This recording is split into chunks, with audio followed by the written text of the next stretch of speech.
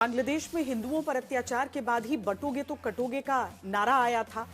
अब बांग्लादेश में जिस तरीके से लगातार अत्याचार थम नहीं रहा हिंदुओं पर, उसके बीच बीजेपी के पूर्व विधायक संगीत सोम ने शाहरुख खान को गद्दार बता डाला है। सुनिए क्यों। देश में बैठे हुए गद्दार जिन्हें देश ने यहां तक पहुंचाया, देश के लिए उन्होंने आज तक कुछ किया हो तो बताओ।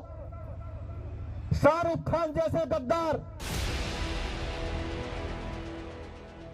मेरठ में शाहरुख खान को गद्दार करार देते ये संगीत सोम है। बीजेपी के पूर्व विधायक अपने बयानों से विवाद खड़ा करके ही चर्चा में आते हैं। ताजा विवाद शाहरुख खान को गद्दार कहने को लेकर। समझना चाहिए शाहरुख खान जैसे गद्दारों को कि जिस तरीके की गद्दारी आप देश के साथ कर रहे हैं, आपको यहां तक अगर आज पहुंचाया तो इस देश के लोगों ने पहुंचाया। आपको अगर पैसा मिलता है तो यहां के देश के लोगों से मिलता है, लेकिन आप उस पैसे से देश के साथ गद्दारी करते हैं।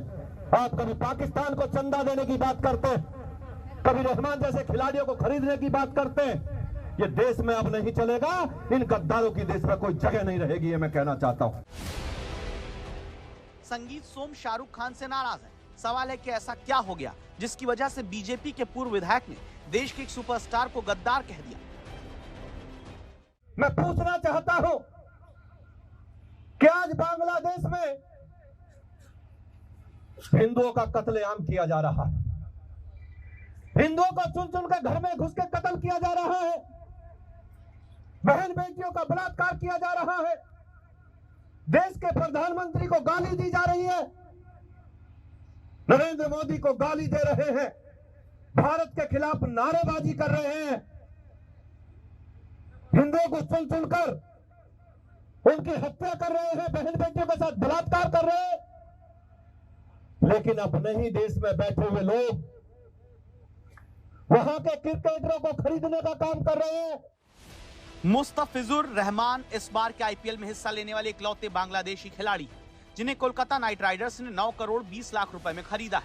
शाहरुख खान केकेआर के मालिक हैं, इसलिए वो निशाने पर हैं। लेकिन आईपीएल के लिए बांग्लादेशी खिलाड़ी की खरीद उन्हें गद्दार जैसे संगीन इल्जाम से लाद देगी, ये तो शाहरुख खान ने सपने में भी नहीं सोचा होगा। चाहता हूं कि पाकिस्तान खेलने नहीं आ सकता तो बांग्लादेश का खिलाड़ी भारत में कैसे खेलने आ सकता है, मैं पूछना चाहता हूं। कैसे आ सकता है वो रहमान यहां वहां हिंदुओं का कत्लेआम करेंगे, और शाहरुख खान जैसे गद्दार देश में उन्हें खरीद कर 9.5 करोड़ रुपया देने का काम करेंगे। वो बिल्कुल नहीं चलेगा और भारत की जनता इसे बिल्कुल बर्दाश्त नहीं करेगी। आप लोगों से कहना चाहता हूं कि अगर रहमान जैसे खिलाड़ी भारत में खेलने आएंगे तो एयरपोर्ट से बाहर कदम नहीं रख पाएंगे, हम दावे के साथ कह रहे हैं। बीसीसीआई ने अब तक बांग्लादेशी खिलाड़ियों पर आईपीएल में प्रतिबंध नहीं लगाया।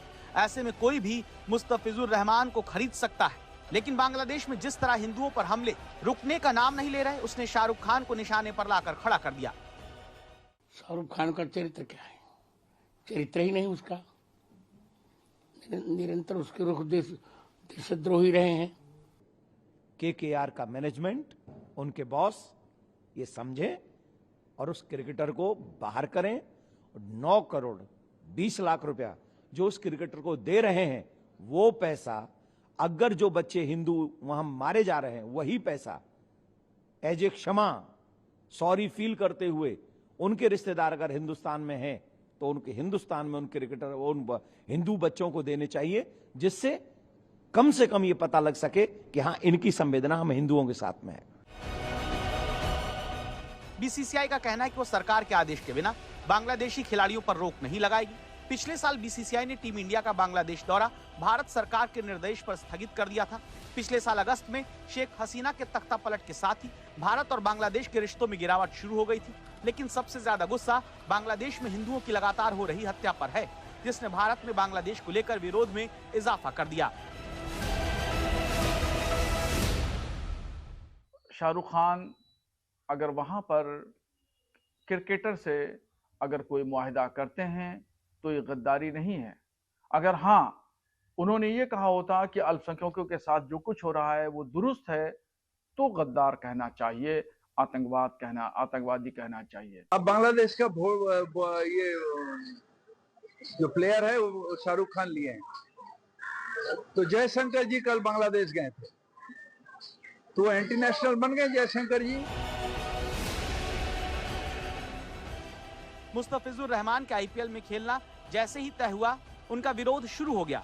इसकी वजह बांग्लादेश का माहौल और वहां की सरकार की खराब नीयत है, जो भारत विरोध की भावनाओं को लेकर उदासीन है।